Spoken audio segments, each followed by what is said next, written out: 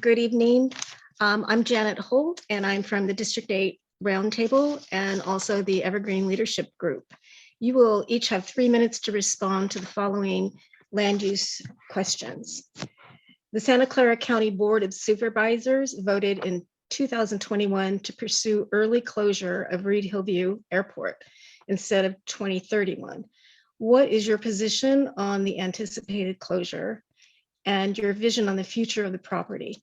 What impact would closure have in both near term and long term, both locally and regionally? And what actions would you take related to that? Will be Council Members Davis, Mahan, Perales, and Supervisor Chavez. Councilperson Davis. Thank you. I don't support the early closure of the Reid-Hillview Airport.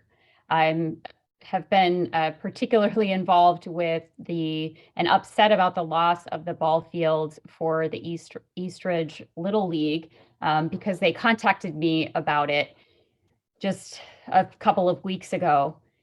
We will also in the near term lose the location for our Civil Air Patrol, which is an all volunteer group of individuals, and really helping to keep our city safe and prepared for disaster in our whole region, actually.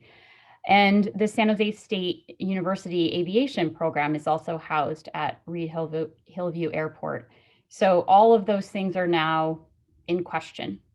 But for the Eastridge Little League, I believe they are not able to actually play at those ball fields this year already, even though the airport is still open.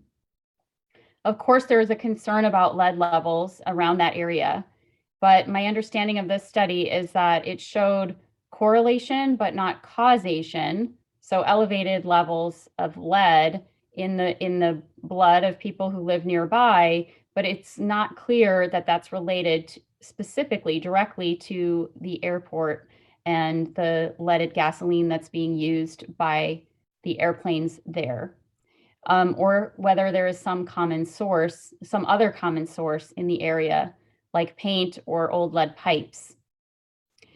The study did not test the homes or the water. So that's why when they only tested blood samples, we don't actually know.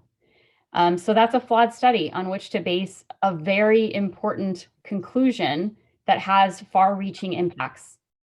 And I'm very concerned about that. Also, if we close the airport and try to remedy this lead problem, what if the problem continues to persist after the airport is closed?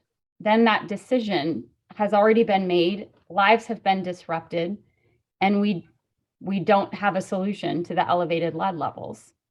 By the way, the airport has already switched to unleaded fuel to try to address the issue. Locally, I'm very concerned about being able to respond to emergencies.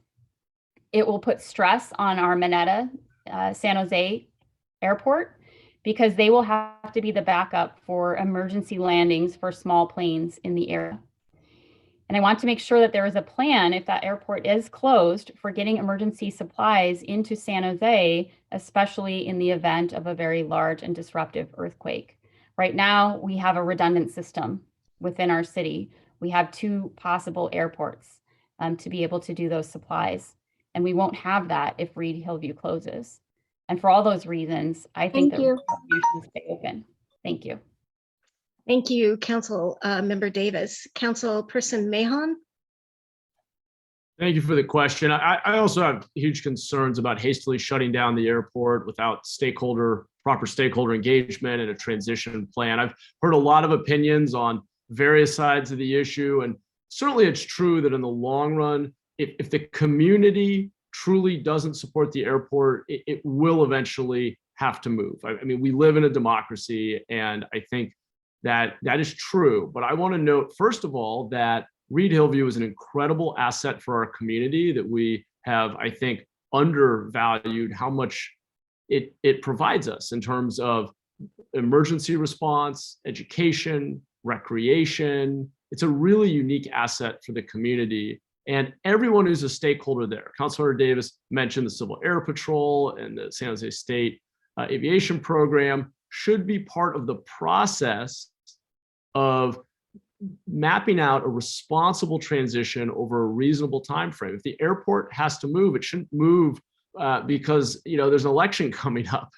It should move because it's a deliberate, thoughtful policy decision-making process that involves all of those stakeholders. And we need to have the plans in place to not overly impact San Jose International. We need to make investments at San Martin. We need to identify those funds. It needs to be a deliberate, policy-driven, community-driven process that involves all stakeholders. And I've been disappointed about the way that this process has moved forward over the last couple of years. Thank you. Thank you, Council Member Mahan. Council Member Perales. Yeah, thank you, Janet.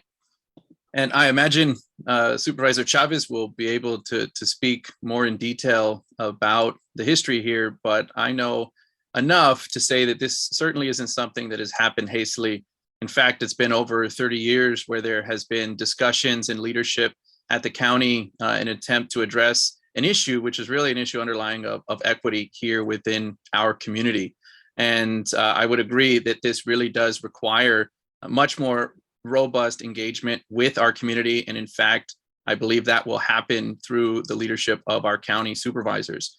I was alarmed by the data that surfaced in the report last year on the lead poisoning of our children and community members out in East San Jose.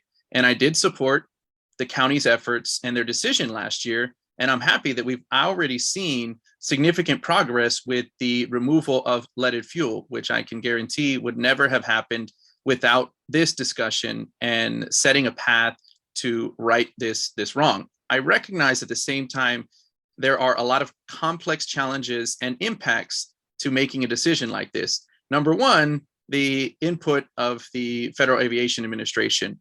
And this type of transition, if it actually is to happen, would take years in the making. And during that time, we can absolutely continue to engage with our community to ensure that we are addressing all those potential impacts, the impacts that we know that we have with an airport like this being a backup to SJC for emergency purposes as it is used today, for purposes like San Jose State's Aviation Department.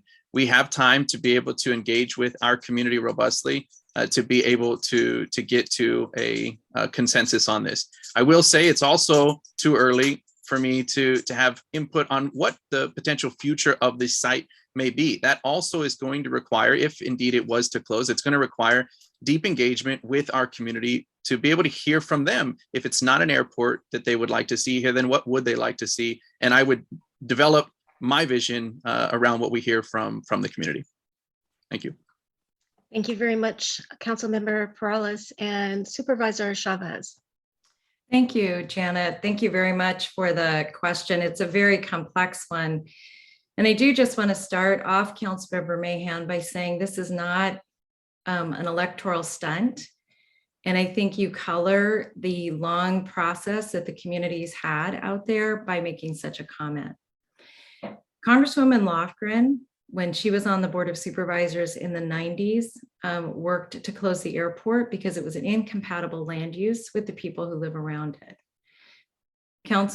Supervisor Alvarado did the same in the 90s because it was an incompatible land use.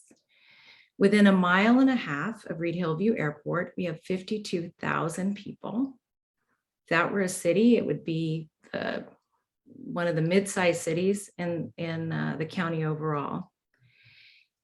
And we did a lead study in part because we began discussions about what should happen on this piece of property. And the EPA did a study that demonstrated that Reid-Hillview was one of the most damaging airports relative to lead to its community of any airport, any general aviation airport in the country. So the study actually came from the community, both the neighborhoods and the pilots, wanting to know the answer to that question. The person we hired to do this study is a nationally renowned scientist. It was peer reviewed. He was the main author of the Flint, Michigan study. The American Medical Association says there is no acceptable lead level in the blood of children. And what we saw, in fact, was, I think, did demonstrate causation, in part because we saw increases where the wind carried we believe, the lead. As a matter of fact, as part of the action the board took, the action that we've taken is to accept no more airport improvement grants, allowing us to close the airport in 2031. The county took the leadership on not selling any more leaded aviation fuel at either San Martin or Reid-Hillview. And we are now working with the FAA because they have created a pilot program called Eagle that is focused on removing lead from avgas because they recognize it is a health issue. Now, in terms of what long-term happens on the property, the county will not sell that property. The goal is to work closely with the community. We'd like to not only preserve the Eastridge Little League because we don't have many fields out in this part of the community, as you all know, but we also want to make sure that that this gives an opportunity for future development around the site. And it will be done all with community input. Thank you. By the way, that includes the city of San Jose.